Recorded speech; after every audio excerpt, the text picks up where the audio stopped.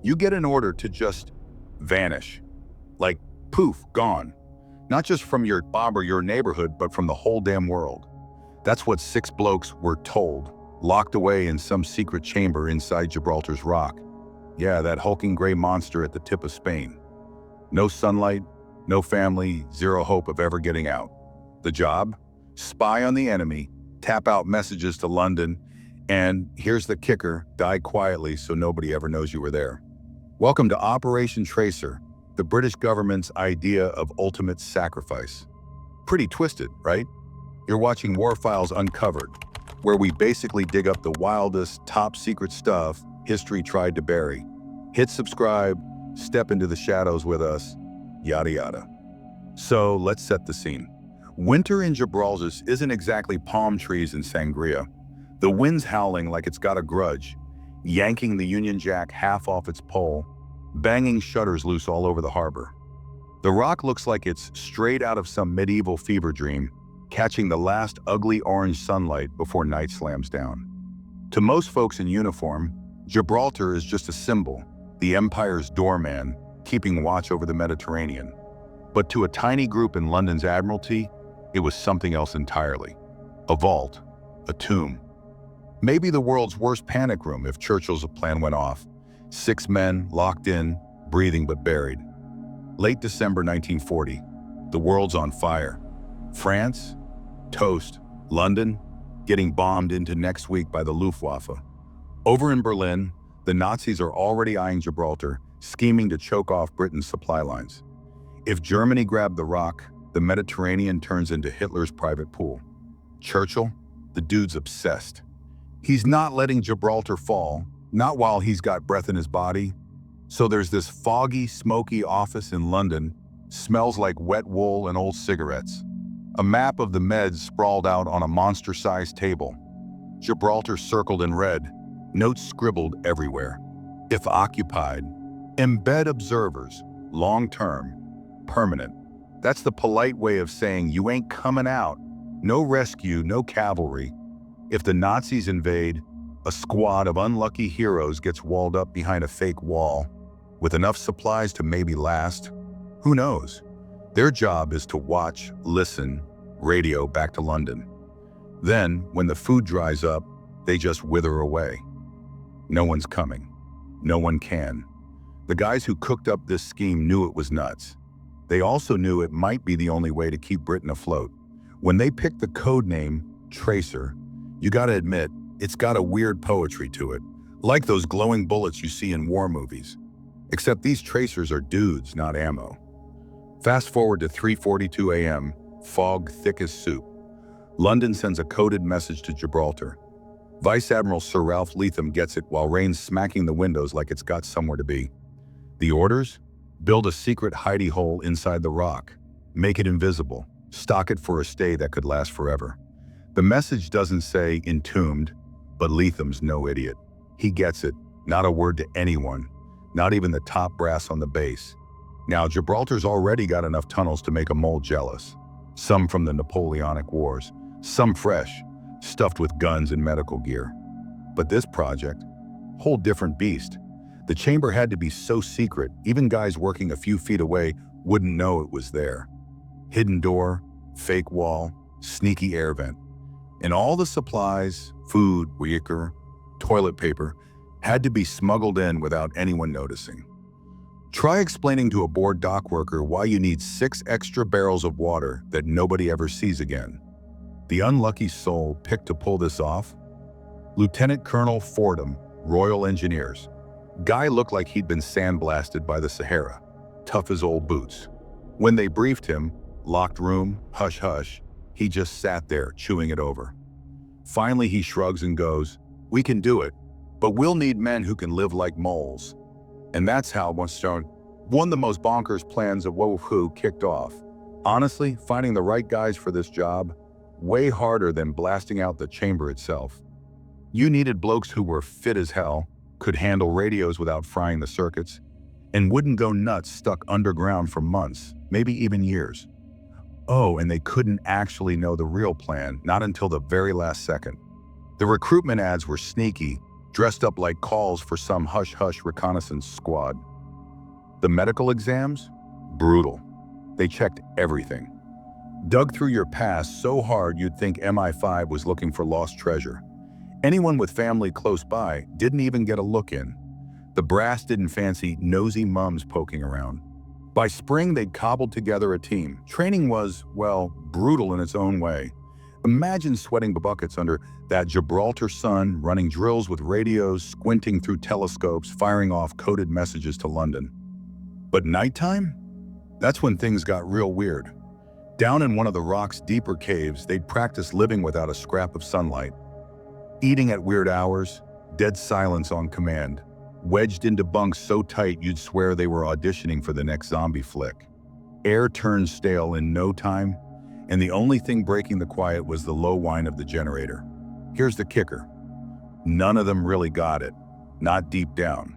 If Operation Tracer kicked off, that generator would be the last friendly noise they'd ever hear. After that, nothing but stone and silence until the end. Word got around because of course it did. Dock workers swapped stories about a ghost chamber where officers would vanish for hours. Some sergeant swore he saw barrels of water rolling into a tunnel that wasn't on any map. And then there was the bloke who claimed he heard voices coming from inside a wall, out of solid bloody rock. By June 1941, the chamber was nearly finished. Cozy isn't the word. Try claustrophobic genius. Observation slit disguised as a crack in the cliff, 2 cramped living spaces with bunks stacked like sardines, a wireless room, and a medical bay you'd struggle to fit a dog in, never mind a stretcher. Supplies everywhere, meat in tins, powdered milk, biscuits so hard you could build with them, a mountain of cigarettes, and enough rum to keep the panic at bay, at least for a while. The air system was a work of art, sneaking in fresh air from a hidden vent way up the cliff, filtered so well not even a German shepherd would sniff it. Still, the big decision, who'd actually get walled in, was hanging over them like a guillotine. Then came this blazing August morning. Not a cloud in sight, sun baking the parade ground. The candidates lined up, no clue what was coming. Colonel Fordham took his sweet time, boots crunching on the gravel. He stopped in front of each man and tossed out a single question. How long can you hold your breath? Everyone knew it wasn't about lungs, it was about nerves. Hesitate even for a heartbeat, and you were out. By lunchtime, only 8 were left standing. 2 would be backups. The other 6, they'd become legends, or ghosts, depending on how you look at it. Fordham didn't bother with ceremony, just flicked his chin at the others, cold as ever, eyes like stone, not a drop of regret in his voice. The unlucky 8 got orders to report to some tunnel none of them had heard of, way deeper into the rock than any gun emplacement or a storeroom. Down there, the air had this weird chill, tasted faintly metallic, like you'd wandered into the belly of a rusted-out submarine. 2 Marines guarded the door. No salutes, no words, just that blank, I was never here, you were never here look. Inside, they told the men they'd be doing special confinement training, which sounded sketchy and honestly was. Translation, 3 weeks buried alive. No sunlight, no clocks, 0 word from the outside. Meals slid in through a slot. Lights flickered on and off, totally random. Like whoever was running the place couldn't decide what day it was. Sleep became a joke. Air got thick, picked up this oily tang. By day 10, voices started bouncing around in odd ways, like you were talking inside your own head, not out loud. One night, or maybe it was breakfast time, who knew? Fordham strolled in, trailed by a doctor and some stranger in a sharp suit. The new guy looked like he'd just stepped out of a London boardroom, hair parted, shoes so shiny you could see your sorry reflection even with all the dust. He spoke like he expected the world to listen. You've been selected, he said, skipping the small talk. If the Germans take Gibraltar, you're staying here, locked in, sealed tight until you've done your job. Watching, listening, sending word to London. You've got food for a year, maybe more if you stretch it. After that, well, you get the idea. He didn't spell out what happened when the rations ran out. Didn't need to. Morgan, the radio guy, skinny, always twitchy, finally piped up. Sir, what if we're, still alive when the food's all gone? He tried to sound tough, but his fingers were digging into the bunk like he could squeeze answers out of the metal. The sweat didn't even blink. "Then you'll still be here. That's the assignment." Nobody said a word. The only sound was the low drone from the vents, barely there, like the place itself was holding its breath. The men traded glances, no brotherly bonding, just this grim, silent realization. They were being asked to volunteer for a slow, waking burial. The doc stepped up, clearly trying to lighten the mood. "Good luck, buddy." He rattled off stuff about nutrition, toilets, the fun mental games isolation plays.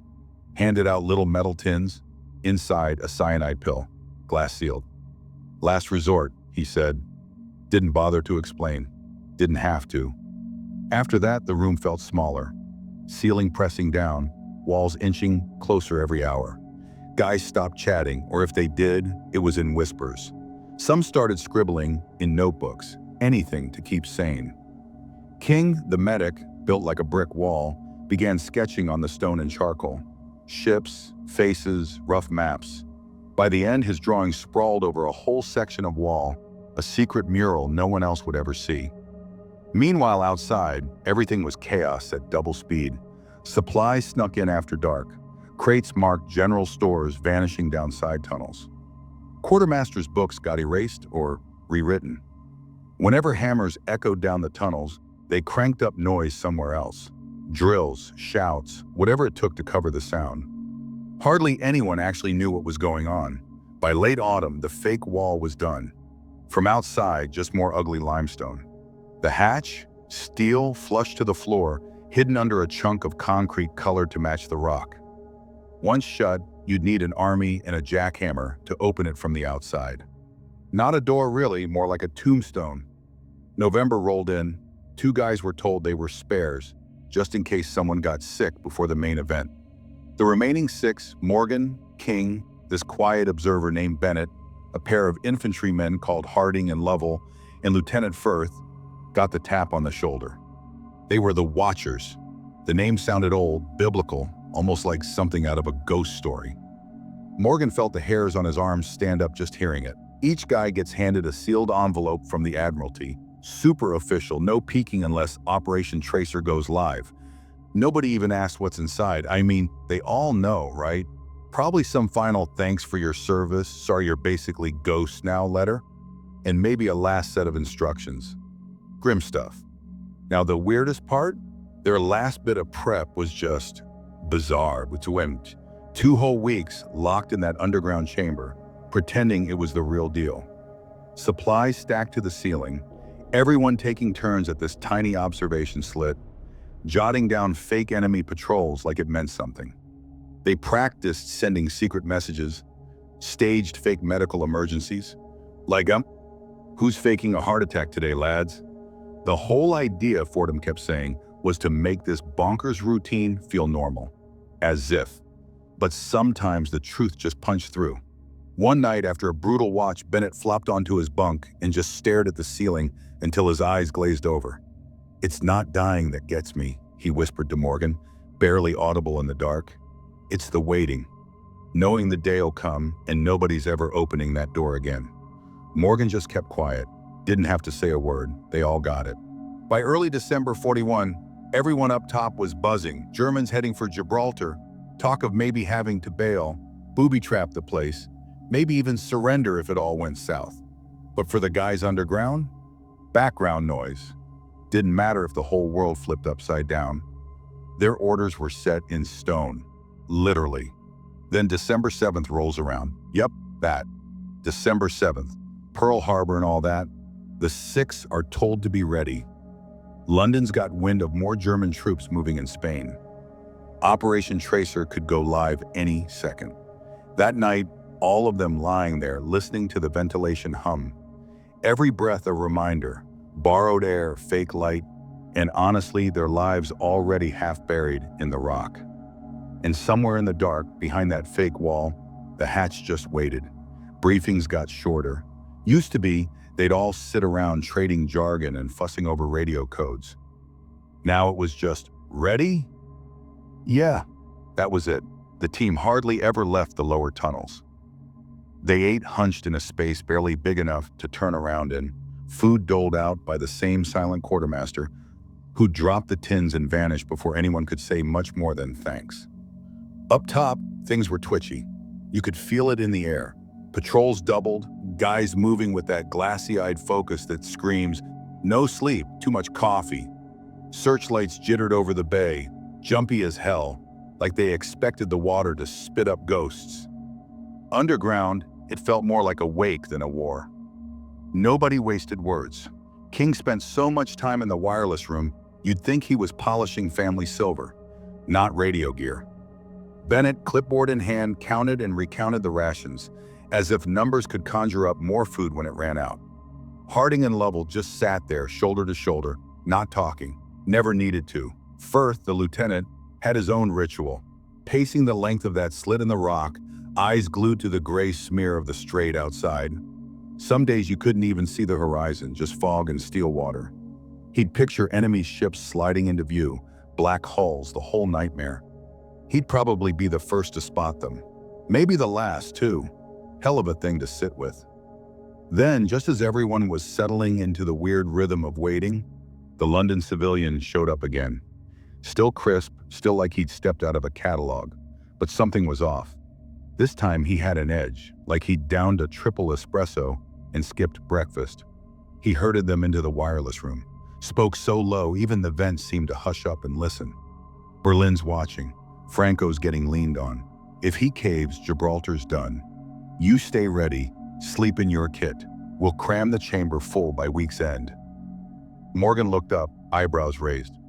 So, that's it? We're doing this? The suit didn't blink. If we get the word, you go in. Hatch seals. Job starts. No hesitation. He left, but not before pausing in the doorway. You were picked because you get that some missions matter more than one lifetime. Remember it when you're locked in. After that, the silence felt like a heavy blanket. Even the generator's hum faded, like the whole place was holding its breath. The next days, everyone got weird in their own way. King started spinning stories at dinner, scraps about Liverpool docks, weird old sailors, storms rolling in. Morgan wrote letters he'd never mail, folding each one neat as you please, tucking them away in a tin under his bunk. Bennett paced in slow circles, hands behind his back, like he could trace the shape of the room into his bones. Up above, the prep work kept grinding. Sometimes late at night, the stone would shiver with the rumble of crates on wheels. The fake wall got tested and fiddled with until you couldn't tell it from the real thing. Engineers poked around the air intake, sniffing for leaks, measuring, remeasuring, paranoia with a toolbox. December 14th rolled around. Fordham called them in, looking like a man who'd slept in a sauna. 48 hours, he croaked. After that, hatch shuts. Nobody said a word. You could have heard a pin drop or maybe an enemy fleet if it showed up. That night, Morgan just lay there, staring at the hairline crack above his head, listening to the soft hiss of the vents. He thought about his mom, the letter he'd never send, the unopened envelope at the bottom of his kit. Somewhere above, guys were walking free, breathing the night air, looking up at the moon. Would they even notice when 6 men vanished inside the stone for good? The whole next day? Just vanished, honestly. Everything sort of smeared together, last-minute deliveries rolling in, a stack of tinned butter, medical kits, a couple little treats. Someone had pulled strings for chocolate and real tea, bless him. Even a battered pack of cards. Bennett logged it all, stone-faced and silent, like he was just ticking off groceries. Harding and Lovell lugged the big water barrels into place, the slosh inside sounding weirdly thunderous, like you could hear the ocean banging around in there. Firth did his ritual, one more sweep of the lookout slit, eyes glued to the horizon, squinting until the sun melted down into that hazy orange puddle on the water. Evening of the 15th, and Fordham shows up again, dragging a couple of engineers. First light, you're in, he says, dead serious. After that, hatch gets shut, covers sealed. From then on, you're not you anymore. You're Tracer. Which, no pressure, right? He looked at every single one of them, like he was burning the moment into his brain. If the rock falls, you're the last Brits here. If it holds, He didn't bother finishing, no need. Everyone knew what "if it holds" meant. Nobody even bothered faking sleep that night. Bunks untouched, blankets still folded. They just sat there huddled together in the main room, the bulb overhead turning their shadows into these weird, stretched-out ghosts on the wall. Morgan kept a death grip on the metal box stashed under his chair. Bennett clung to a mug of tea that had gone stone cold hours ago. King was lost in his own world, tracing over his charcoal sketch on the wall, a ship's bow slicing through make-believe waves. Then, right on the dot, 0410, the engineers clomped in, boots echoing like a drum roll. One by one, the men got up and headed for the hatch. Firth was last, of course. He pressed his hand against the rock, all quiet, like he was checking if the place was even alive. The chamber just sort of waited. Hatch gaped open like a mouth. Past it, their whole universe. 6 bunks, a wireless, a razor-thin slice of daylight, and that endless, heavy breathing of the rock itself. Fordham, suddenly soft-voiced. Once you're in, no turning back. And then, man, that steel hatch didn't just close. It slammed shut with this deep grinding moan. The kind of sound that rattles in your bones and lets you know, yeah, you're cut off, not just from the outside either. From everything. The echo bounced around, metal on rock, and you could feel that line being drawn. The before and after of it hung in the air. Inside, it was weirdly still, dry, a bit stale with this gritty smell, oil and dust mixed together. When those bolts cranked into place, you felt it under your boots, almost final, like if someone ever tried to dig you out, that's what the last shovelful would sound like. And above, boots fading down the tunnel, thump thump, and then that big concrete slab grinding over the hatch. Camouflage, right? As if that would help. First came that seal, and the second was just this blank, ringing silence. So there they were, 6 guys dropped right into the middle of the main chamber. Not a word between them, just the low hiss of the air system doing its thing. Morgan was the one to break it, finally. He set his box down with a thunk, leaned back and just went, "Well, that's that." Real understated, but honestly, what else do you say? Firth, ever the officer, tried to sound brisk. Positions. Routine starts now. First watch, Bennett and Harding. He was going for steady, but in that place, stripped of sun, the order sounded like someone reading the first lines of a funeral. Bennett took the hint and headed into the observation slit. Dark, tight little space, barely enough room to turn around.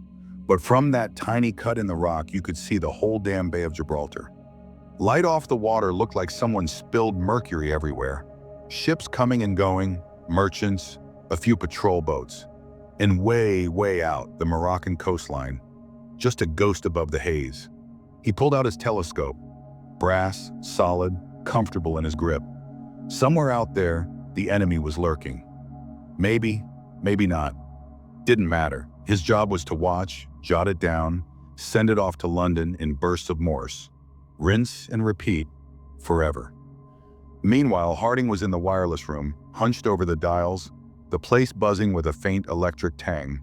He sent off the first check-in, neat little code. We're alive, we're secure, don't forget about us. 3 minutes later, London pinged back. Acknowledged. Continue observation. Which honestly was all you ever got from them. Out in the main chamber, King was doing inventory, scratching away at his clipboard like it was the most important thing in the world. Firth was at the desk, scribbling in the logbook. Lovell was unpacking bandages and pills and whatever else, all careful and focused. But his jaw was set like he was expecting to have to stitch someone up any second. By evening, everyone had their groove. 4-hour watches, meals in dead silence unless someone had something actually worth saying, which, let's be real, was rare. Lights dimmed for night, a word that meant nothing down here, and brightened for morning. The ventilation system never quit, this constant mechanical sigh that reminded you, hey, you're only alive because the machinery says you can be. After 3 days, time got slippery. No sun, no real night, just a clock on the wall that might as well have been lying. Harding kept swearing he'd just finished his shift, and Bennett started dreaming about rain so real he woke up thinking it was pouring outside. Turns out, It was just Lovell boiling water for tea. The temperature never budged, cool, steady until your skin forgot what sunlight felt like. The radio barely chirped except for the usual. Short, clipped check-ins from London. No change. Continue watch. It was routine, but every message was a little lifeline, proof the world still existed outside their rock box. Then week 2, something actually happened. Bennett's at the slit, and he spots this big ship cutting across the horizon. Not British, not Spanish. Something else. Steel gray, trailing black smoke. He logs it, hands it off. Harding bounces the info to London, and they wait. This time the reply takes forever. Finally, just one word. Acknowledged. No drama, no questions. Somewhere out there, people with more stripes would decide what mattered. For the guys underground, the ship was already history, vanished into the haze. So after a month, everyone kind of slipped into their weird little routines. Harding and Lovell barely spoke, just did their thing side by side, like two cats pretending they don't care. King, the chatterbox, started clamming up.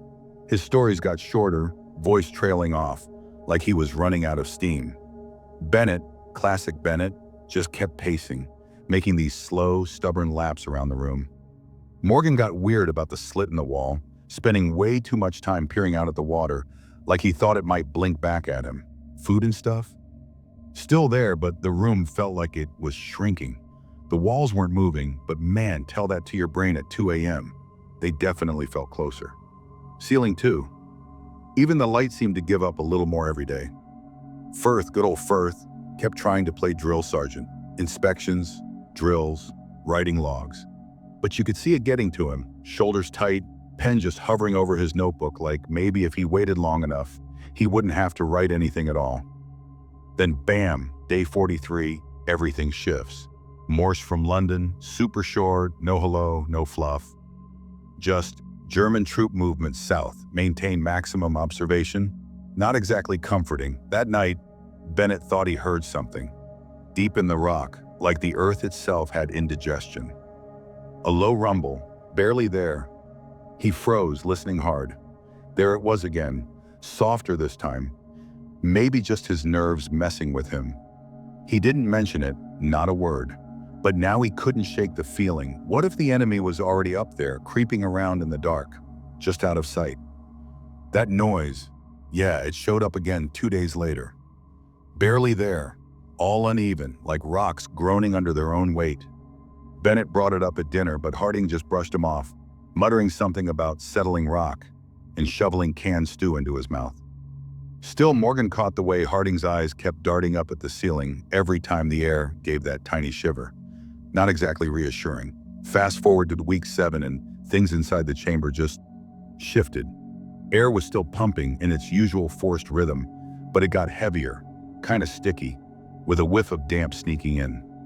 King crawled around the vent, ran his hands over the ductwork, ears tuned for any weird buzz. All good, he said to Firth, but the captain wasn't buying it. Saw that little frown King tried to hide. In a place where one busted filter could mean game over, all good starts to sound pretty damn ominous. The grind of the days, that was the real enemy. Same face, same 4 walls, same 3 meals, over and over until you wanted to scream. King's mural spread across the stone like a fever dream, all jagged ships and make-believe coastlines.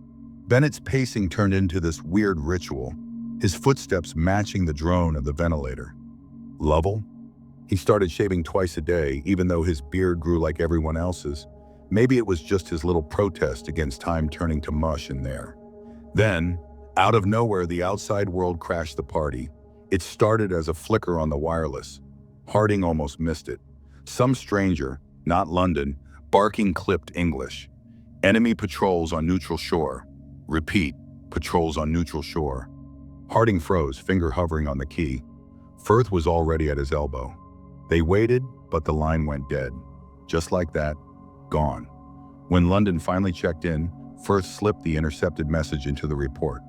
Their reply? Cold as stone. Continue as ordered. But Firth's eyes spelled it out. Continue wasn't the comfort it used to be. Day 82. That's when they saw it. Bennett's on watch, staring through the scope, when this fat column of smoke curls up from the Moroccan coast, black as pitch against the haze. Vehicles can't really tell what, but they're moving in that way soldiers move, like they know exactly where they're going. Bennett scribbles it down, passes the slip to Harding, who taps it out on the wireless like he's ordering more beans, not reporting an invasion. The reply, just observed. Nobody slept that night. Harding dreamed the hatch opened and a bunch of strangers in gray uniforms stood there. King's mural twisted in his sleep, the ships on the horizon edging closer to their rock. Lovell didn't dream at all. He just sat on his bunk, watching the ceiling, waiting for sounds that never came. 3 days later, they got voices. Bennett again, standing watch, hears two voices drifting in through the slit. Not English, Spanish maybe? No, it's different, sharper. He goes still, straining to catch a word, a meaning. There's a laugh, dry, mean, then nothing. When he reports it, Firth orders the slit shut tight for the night. The chamber goes pitch black, air suddenly thick, silence pressing down on everyone. After that, everything changed. Nobody did the slit watch alone above. Every observation got logged, checked, double-checked before they sent it off. London's messages, they got shorter, weirder. The last one before day 100, no greeting, no code word, just hold position. Inside it got rougher. Morgan started keeping the lights cranked up, ignoring the dimming schedule. Bennett lost his cool with Harding over a stupid ration count. Lovell started scribbling down everything he said. Like if he wrote it all out, he might not lose track of what was real. King stopped painting. The mural just ended, a coastline fading into a dirty smear. Still, the job didn't stop. Through the slit, they watched the world drift by, merchant ships crawling past, fishing boats scattering, clouds piling up and breaking apart. Through the wireless, messages went out, came back, clockwork. Tracers' gears grinding on, even as the men inside felt themselves getting worn to bits. And then, on day 112, the outside world finally got close enough to touch. Mid-afternoon, and the lights got that washed-out, sickly look as it crawls through the slit. Harding just stops dead at the wireless, knuckles white. There it is, some German jabber screaming out raw and unencrypted, sharp bursts rattling his nerves. Doesn't take a linguist to get what it is. Numbers, coordinates, trouble. Bennett double-checks the coast, mutters, yeah, there's movement, and sure enough, squinting through the telescope, Harding spots him. Two ugly gray hunks of warships slicing through the strait, hugging the water, their wakes carving up the current like they own the place. He calls it in. London comes back faster than they ever have. Maintain absolute silence. Observe only. As if that helps. Zero chance anybody's sleeping tonight. The room somehow shrunk, choking them with stale air and pitch darkness. Out there, past all that rock, something's happening. Forces closing in, pieces moving on the board. Inside, it's just 6 men, nerves frayed, ears straining for a vent hum or the click of a clock. All of them trying not to say what's on everyone's mind. What the hell do we do when the rock falls? Man, time in that chamber just dragged. No sunrises, nothing like that. Just the lamps doing their best impression of daylight. For the tracer crew, time wasn't a loop. It was this endless hallway, bright on one end, disappearing into gloom on the other. They didn't even bother with clocks. Meals split up bare days, not minutes or hours, and honestly, conversation dried right up. Words felt like rations. Don't waste them if you don't have to. Then, day 63 rolls around and bam, the floor gives a little shudder.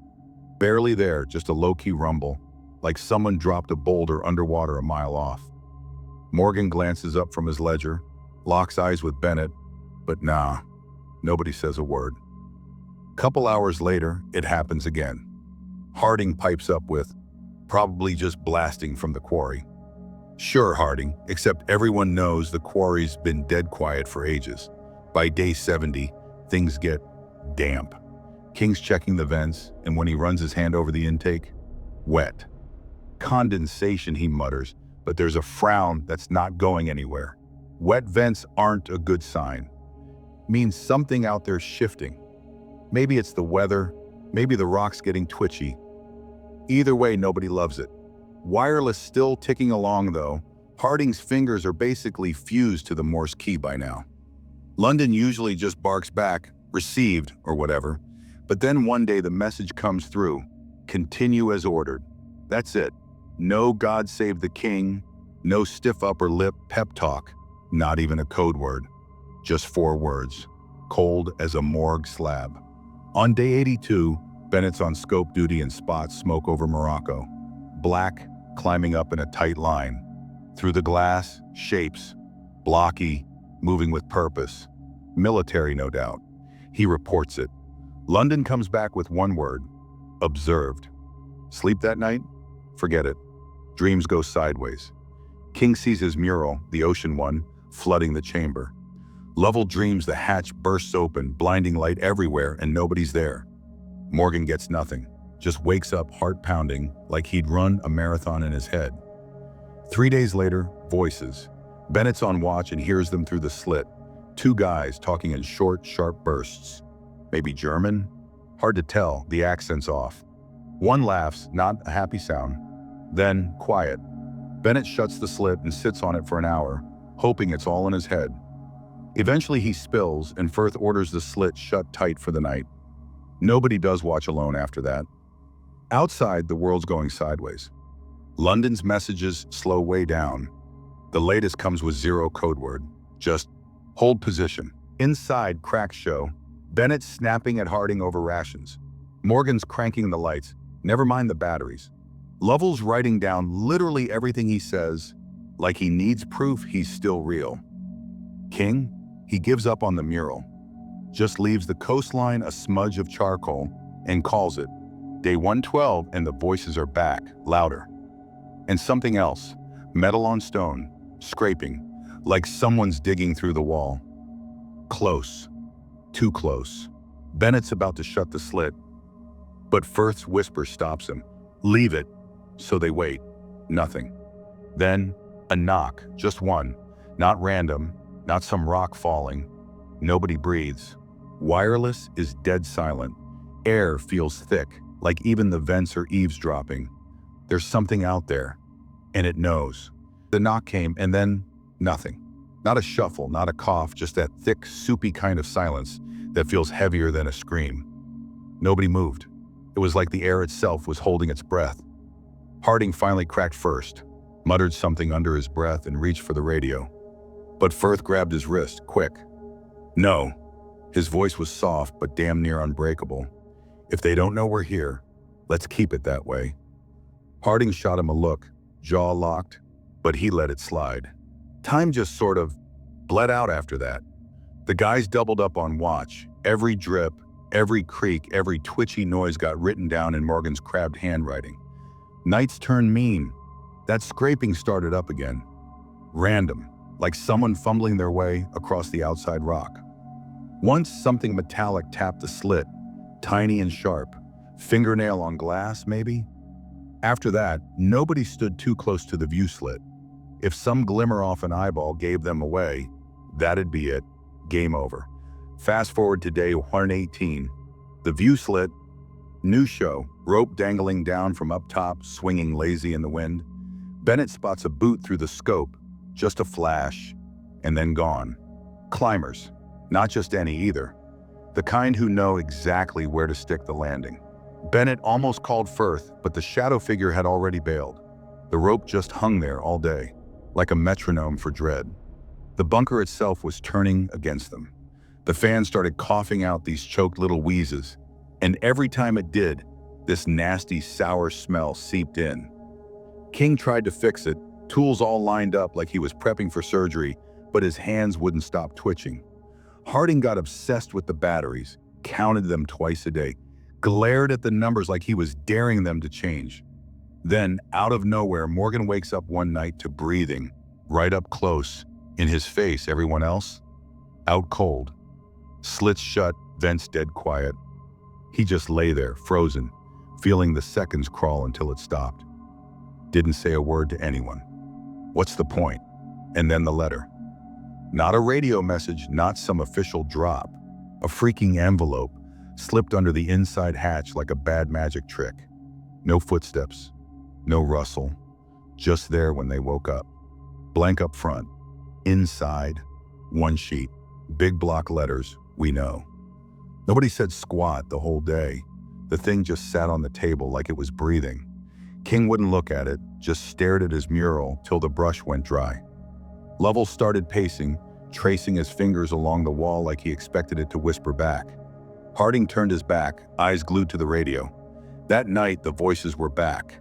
Closer, clearer, not German, not Spanish. Something else. Choppy, fast, low. Maybe a code, maybe just some dialect from nowhere. Bennett pressed his ear to the stone, desperate for a name, a word, anything. Got a laugh instead, cold, right up against the wall, like it was laughing at him. And sleep? Forget it. Firth's orders had no bite left. Everyone waited. Attack, breach, another note. Who even knew? What actually came was worse. Day 124, morning watch. The rope's gone. In its place, right by the slit, someone's carved a mark into the stone, a cross inside a circle. Brand new, dust still clinging. Chisel work. For the first time, Firth didn't hush them. He just whispered, "They're not just watching us. They're marking us." And man, you could feel the temperature drop. That mark outside the slit, man, it got in their heads. Like, properly under their skin. Bennett kept peeking at it, practically on the hour, as if it might just poof out of existence when he wasn't looking. Spoiler, it never did. Those chalky white lines, somehow they only got sharper, like the ocean's salt had decided, nah, I'm not touching that. Day 126, and shit finally kicked off for real.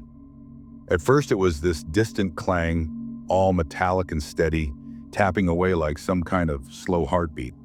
Harding was convinced it was construction topside, but King? He just shook his head, didn't even bother to look worried. "Nope," he muttered, deadpan as ever. "That's way too close for comfort. That's here." The banging amped up, echoing through the rock, and then Bennett saw it. Dust sifting down from above, right where the rope scar was. No sign of climbers, though, just these gloved hands, creepy as hell, jamming a crowbar or something into the rock. Right by the vent. The vent that, yeah, pointed straight at them. Firth didn't hesitate. Blackout, now. No lights, no movement, not even a whisper. They sat in pitch dark, holding their breath while the noise outside got more deliberate. These weren't random scavengers. Whoever was out there, they were pros, methodical, dead silent. And then came that stench. Sharp, chemical, burned up your nose. Chlorine. Lovell's eyes went red instantly, muffling himself with his scarf. King was already on it, cramming rags into the grate, sealing it up as best he could. Air turned thick and swampy, but at least the burning eased off a bit. It felt like forever before the noise cut out. Nobody moved. Nobody wanted to be the first to speak, like words might break the spell. Sleeping that night? Yeah, forget about it. The air was like soup, and every breath was a new reason to panic. Harding lay there counting each inhale, trying not to hyperventilate. Day 127 rolled around, and the voices started up, closer this time. Close enough to make the walls vibrate. One guy talked slow and steady, another just barked short replies. Then, boots on metal, scraping at the vent outside, testing it, tapping fingers on the fan like they wanted everyone inside to know, "We're right here." And then, nothing. When the noise finally died down, it felt like the whole bunker was stewing in bad air. Firth gave the nod, and they yanked out the rags. The new air wasn't exactly fresh, still had that chlorine tang, but it beat suffocating. Day 129, Bennett checked the slit again, because of course he did. The mark had changed. The cross in the circle now had an extra slash, splitting it into quarters. Clear as day, this wasn't finished. Hell, it was just getting started. Day 133, that was it. The games were over. It all kicked off right before dawn, which, in this rock box, meant the overhead bulbs started buzzing a little louder. No sunrise, just that sickly fake light. Then, bang. Something hit the walls hard enough to make your teeth rattle. Once, twice, again. None of that gentle poking from before. Nah, this was real. Intense. Close, King, paranoid as ever, pressed his ear to the wall. Explosives, he muttered, like the world's worst ASMR. Small ones, seeing how deep they can get. Comforting thought. Crack. A little fissure showed up high in the main chamber, barely thick as a fingernail, but enough to sprinkle chalky dust all over the table. Everyone stared like it was a bleeding wound. Great omen. Firth snapped back to military mode, barking for packs and weapons. If you could call those rusty rifles and half-empty mags weapons at all. Operation Tracer was never meant for a firefight. Our advantage was supposed to be the rock around us. Right now, didn't feel like much. By midday, the explosions stopped. Instead, hammering, not some frantic scramble either. Slow and steady, like monks, if monks wanted you dead. Harding risked a look through the slit and went stiff as a corpse. Somebody was out there on the ledge. Yeah, same gloves, same hood, standing like a statue, but this time carrying a bucket. Not ominous at all. He chucked the first load right at the stone beneath us. It hissed, acid. Second splash, and suddenly there's a choking cloud of steam swirling up, eating holes in the rock like it's nothing. Whatever this stuff was, it worked fast, left black scars that oozed down the stone. The voices at night were louder, echoing through the vents. Not English. No clue what language, but it sounded sharp and cold. Like someone giving orders, quick and mean. Firth decided we were moving, silent as ghosts. We squeezed into the auxiliary chamber. A closet, basically, barely enough room for 4 bodies. Not built for anything except regret. We sat there sweating, listening to the echoes from the empty main room, like a tooth with the nerve exposed. Day 134. The sound changed again. Now it was a drill, not some little Home Depot number either. This thing made the whole cave vibrate, a low whine you could feel in your skull. From right above, vent shaft. King got to work fast, doing some MacGyver nonsense with the last of our explosives. Plan Z. If they broke through, we'd blow the shaft, lock ourselves in forever. The irony wasn't lost. Whole point of this stupid mission was to be stuck inside watching the enemy. Now we'd have to seal ourselves in to keep them out. Hilarious, really. Then, nothing. Drill stopped. Silence thick enough to choke on. And then, tap. One knock, slow and heavy, straight above. 3 beats. Pause. 3 more, a pattern. Felt personal. They knew exactly where we were. When it happened a 3rd time, Harding finally lost it. "We're not alone in this rock," he hisses. "They've been here longer than we think." No argument here. Later, someone, don't know who, scratched 2 more lines onto the cross. Now it looked like an 8-pointed star, like a warning or a countdown. Or both. By day 137, nobody talked unless they had to. Even the shuffle of boots seemed to echo like a gunshot. The drill was back again last night. Twice, each time stalling out after a minute or 2, like whoever was out there just wanted to mess with their heads. In the auxiliary chamber, the air was grimy and sticky, dripping with sweat and old stone. Water trickled from the ceiling, puddling on the floor, catching the lamp's glow and making everything look warped and shifty. Firth was hunched over the operations log, flipping through empty pages. Last real entry, over a week back. He scrawled in tiny, tight writing, "They know we are here. If you're reading this, we did what we came to do." Around noon, a shadow slipped past the observation slit. Blink and you'd miss it. Outside, Boots started pacing back and forth, right up against the ledge. Harding peeped through the periscope and just froze up. There was a figure in a hood, not alone either. 2 more, masks slapped with white crosses, eyes hidden behind black glass. Freaky stuff. One of them had something wrapped in old cloth. He made a show of unwrapping it, like he was unveiling a prize. Turns out, just a hammer and chisel. The guy tapped the chisel against the stone by the slit. Once, twice, 3 times. Then the hooded one leaned in, almost nose to rock, and whispered something in a language none of them could place. The words slid through the crack, slow and steady, almost like a prayer or, hell, maybe a curse. That night, the soundtrack changed up. No drills, no hammering, no acid, just this dragging noise, something heavy scraping across the stone, over and over, right above their heads. Every so often it'd stop and you'd hear scratching, like someone dragging claws through the limestone, carving deep. Morning of day 138, the vent started smelling like smoke. Not enough to choke, but enough to say, "Hey, pay attention." King tore apart the air system, but nothing was burning inside. Whatever was happening, it was happening somewhere above, buried in the maze of Gibraltar's upper tunnels. Then, dead in the middle of the night, 3:42 a.m. if you want to be exact, a noise none of them had ever heard inside the rock. A door hinge groaning, old, metallic, heavy, not their hatch, something deeper, like the mountain itself was opening up. It swung wide.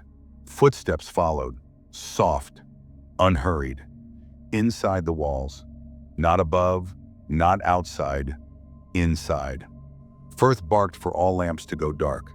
They sat in blackness, guns ready, barely breathing. The footsteps stopped, just on the other side of the chamber wall. And then, zip, silence.